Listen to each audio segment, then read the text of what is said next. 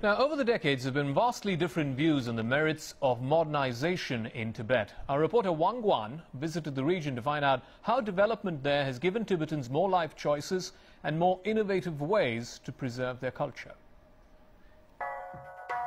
Tibet, one of the most religious places in the world, now on a fast track to modernization. Modernization has meant an influx of non-religious people from other parts of the country and subsequent commercialization. It also means 21st century infrastructure and, perhaps more importantly, modern-day education, giving young Tibetans more possibilities and better chances to live their dreams. 11-year-old Dan Zheng Jinmei is a 6th grader in Chengguan Primary School in Lhasa. Like many of his classmates, school expanded his vision of the world. He says one of his favorite subjects is English. 为什么想学外语？因为我想去外国留学。为什么想去外国留学？因为那些去外国留学的人都很酷。都很酷，为什么很酷？反正他们很有个性。While some students are into languages and foreign culture, others find their passion in science. 11-year-old Jinmei Jiacuo says he loves to study chemistry and physics and has been intrigued by all sorts of high-tech gadgets. His dream is to be a scientist to invent great things.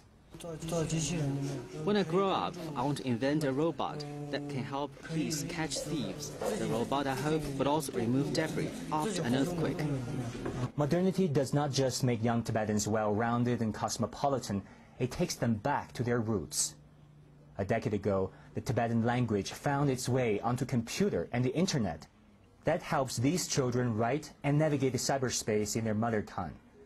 The digitalization of Tibetan language also touched other aspects of society.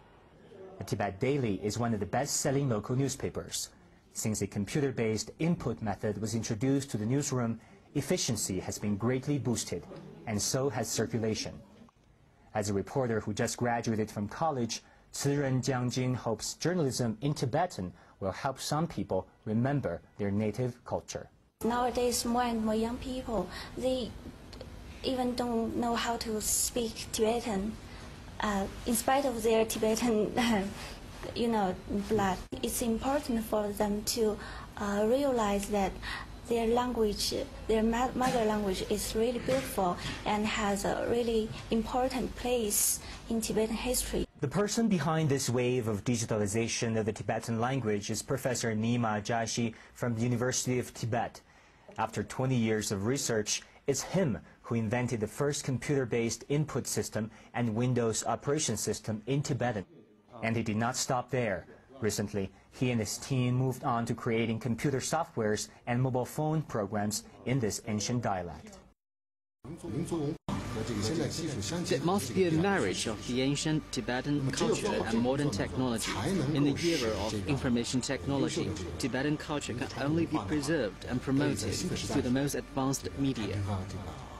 Professor Jiaxi says the most rewarding thing about his invention is that school children have been beneficiaries of his research. Because at the end of the day, young Tibetans, he says, should and must never forget their roots.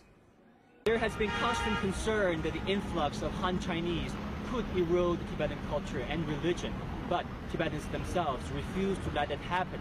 We're using modern technology to preserve their own language and their own ways of doing things. After all, to Tibetans, it's this cultural heritage that define who they are and matter to them the most. Wang Guan, CCTV, Lhasa, Tibet.